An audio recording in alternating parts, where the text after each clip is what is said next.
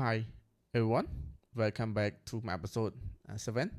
សួស្តីអ្នកទាំងអស់គ្នាមកកាន់ episode 7អញ្ចឹងសម្រាប់ថ្ងៃនេះយើងរៀនស៊ីជម្រៅបន្តិចទាក់ទងជាមួយនឹងមេរៀនថ្មីអញ្ចឹងយើងហៅថា liquidity ឬក៏ buy side liquidity sell side liquidity តើអ្វីទៅជា buy side liquidity ឬក៏ sell side liquidity buy side liquidity ឬក៏ sell side liquidity សំដៅលើ swing point ឬក៏ swing high swing low អញ្ចឹងខាងលើសម្រាប់ retail trader ខាងលើនេះគេហៅថា resistance ខាងក្រោមគេហៅថា support ប៉ុន្តែសម្រាប់ ICT គាត់ហៅទៅនេះជា buy side liquidity ខាងក្រោម sell side liquidity ណាអញ្ចឹង market ដើរពី buy side ណាដើរពី buy side ចុះមក sell side ដើរពី sell side ឡើងទៅ buy side ណាដើរពី mid point buy side ចុះពី mid point sell side ដល់ mid point sell side ឡើងទៅ mid point buy side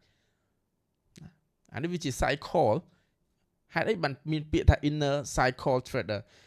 ព្រោះអី concept ICT គាត់ trade អីគេ liquidity អញ្ចឹងវាដើរជារង្វង់ដើរជា cycle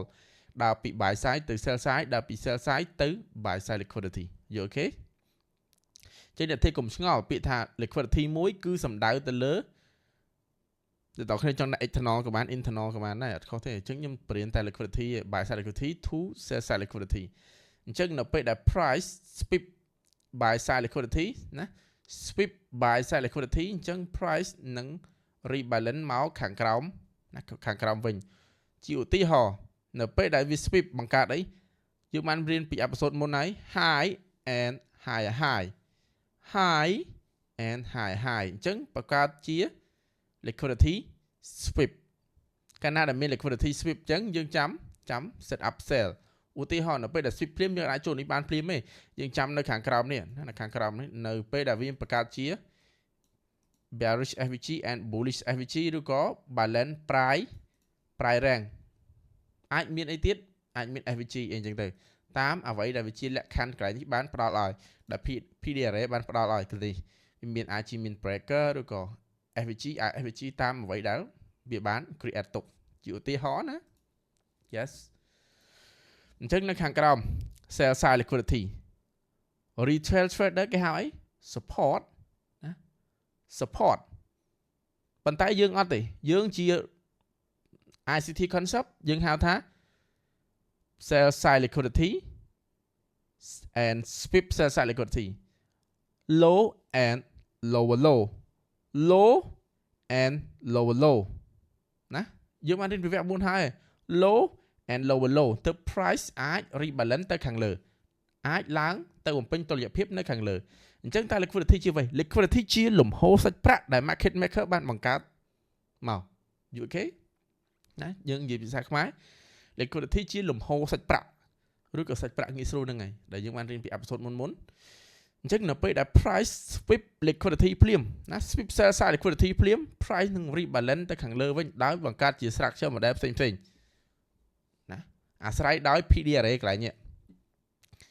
អញ្ចឹងវាអាចបង្កើតជា market structure បែបនេះណាវាអត់អាចឡើងទៅភ្លាមបានទេឧទាហរណ៍តនេះអញ្ចឹងខ្ញុំគូ structure ឲ្យតនេះវាអាចបង្កើតជា market structure បែបម៉េចឡើងចុះមកខាងក្រោមតបមកធ្វើបែបនេះអញ្ចឹងតនេះវាបង្កើតជា FVG ឬក៏ breaker ដើម្បី pull up ទៅលើណាដើម្បី pull up ទៅលើអញ្ចឹងវាអាចឡើងទៅឆ្កុយអញ្ចឹងបានទេត្រូវតែបង្កើត FVG ណាត្រូវតែបង្កើត FVG សិនទៅ price អាច rebalance ទៅខាងលើវិញបានឧទាហរណ៍បង្កើត FVG ទៅនេះអញ្ចឹង price នេះវាចុះមកយក FVG បន្តិចវាឡើងទៅលើវិញឯណាអញ្ចឹងដូចគ្នា buy side នៅពេលដែលវា sweep buy side ហើយយើងអាចចូលបានភ្លាមទេចាំវាបង្កើត FVG ឬក៏ BPR ទៅនេះសិនចាំអាចយើងចូលទៅនេះបានណាជាយើងអាច entry នេះបានអញ្ចឹងបើយើងអត់ច្បាស់ទេយើងអាចប្រើFibonacci retracement ឬក៏ optimal trade entry បានដើម្បីអីដឹងតម្លៃថាវាអាច retracement ដល់ណានេះ optimal trade entry សូមខ្ញុំដាក់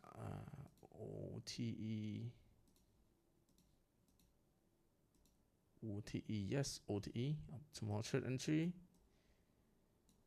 ចឹងតនេះវាជា optimal trade entry អូខេ នេះឃើញទេវាដល់ optimal trade NC អញ្ចឹងកាលណាដល់ optimal trade NC គឺ price នឹង rebalance មកខាងក្រោមវិញវាយក target low នេះណាយក target low នេះជា target របស់វា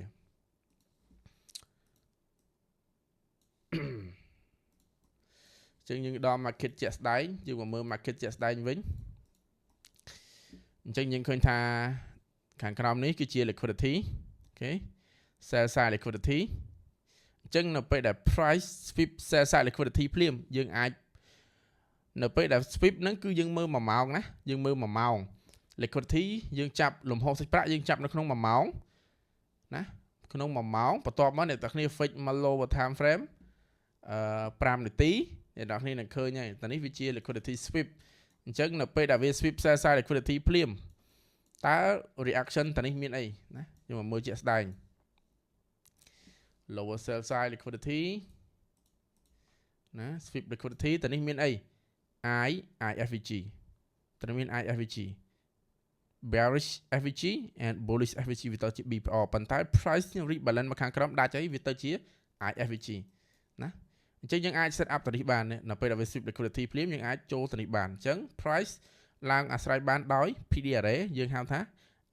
IFVG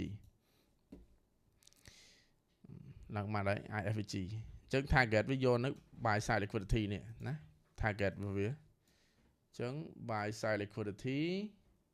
next and target អូខេអញ្ចឹងខាងលើនេះយើងឃើញ1ម៉ោងដូចគ្នា1ម៉ោងវា sweep ជាមួយនឹង buy side liquidity នេះ buy side liquidity ដែលខ្ញុំដាក់ថា liquidity next to retail trader ហ្នឹងខ្ញុំដាក់ថា buy side liquidity អញ្ចឹងនៅពេលដែលវា sweep buy side liquidity ភ្លាមវាចាក់ជាមួយនឹង FVG ណាតែនេះវាមាន FVG 1ម៉ោង FVG 1ម៉ោងយើងឃើញទេថាតានេះមាន FVG 1ម៉ោងអញ្ចឹង price rebalance FVG 1ម៉ោងឬក៏ដល់ 50% អញ្ចឹងវានឹង rebalance មកខាងក្រោមវិញអញ្ចឹងវាដើរពីអីដើរពី liquidity 1ទៅ liquidity 1ដើរពី sell side ទៅ buy side ដើរពី buy side មក sell side ណាមេរៀននេះវាអត់មានអីចម្លែកច្រើនទេសូម្បីតែយើង testing នៅក្នុងBTC ឬក៏ MIS វាអាចត្រូវដូចគ្នាណាត្រូវសឹងតែទាំងអស់វាមិនមែន 100% ទេវាអាចនឹង 90% ដែលវាត្រូវអញ្ចឹងដូចតែនេះអញ្ចឹងយើងអាចមើលបានជា sell side liquidity អញ្ចឹងនៅពេលដែល price sweep sell side liquidity យើងឃើញហ្នឹងថាវា rebalance អីតែនេះមានអីនេះមាន breaker mitigate price នេះរុញឡើងទៅលើវិញអូខេអញ្ចឹង liquidity យើងមើលនៅ1ម៉ោងណា liquidity មើលនៅ1ម៉ោងអញ្ចឹងនេះវាជា liquidity ដែរ buy side liquidity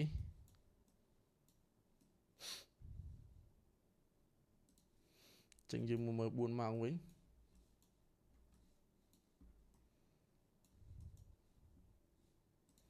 ដូចតានេះវាជា buy side liquidity ដូចគ្នា buy side liquidity open and close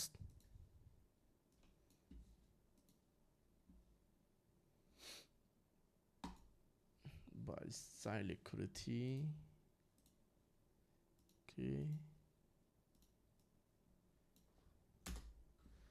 ចឹង buy side liquidity sell side liquidity ឃើញ sweep ឯងដើរពី buy side ចុះមក sell side ទៅមកណា price គឺវាដើរបែបហ្នឹងអញ្ចឹងអ្នកទាំងគ្នាយកទៅ back test សំខាន់អ្នកទាំងគ្នាយកទៅ back test សិនដើម្បីអីមើលអា experience របស់វាហ្នឹងវាដើរបែបម៉េចណាវាដើរពីណាទៅណាយើងអាច testing ភ្លាមយកទៅ trade ភ្លាមបានទេត្រូវតែ back test យក experience ហ្នឹងមកធ្វើជា journal trading ឬក៏ធ្វើជា trading plan សិនដើម្បីអីឲ្យយើងច្បាស់ 100% ថាអាហ្នឹងវាអាចនឹង work ណាវាធ្វើទៅវា work បើធ្វើទៅអត់ work យើងកុំ trade អាហ្នឹងយើងបដូរ model ផ្សេងទៀតកុំប្រើអត្តតាអូខេអញ្ចឹងសង្ឃឹមថាអ្នកនរគ្នាយកទៅ back test អញ្ចឹងខ្ញុំ analyze ដូចជាតានេះណាដូចជាតានេះវា sweep ជាមួយនឹង buy side liquidity អាបន្ទាត់ពណ៌នេះគឺជា buy side liquidity ដែលខ្ញុំដាក់1ម៉ោងអញ្ចឹងកន្លែងនេះមានអីគេមាន FVG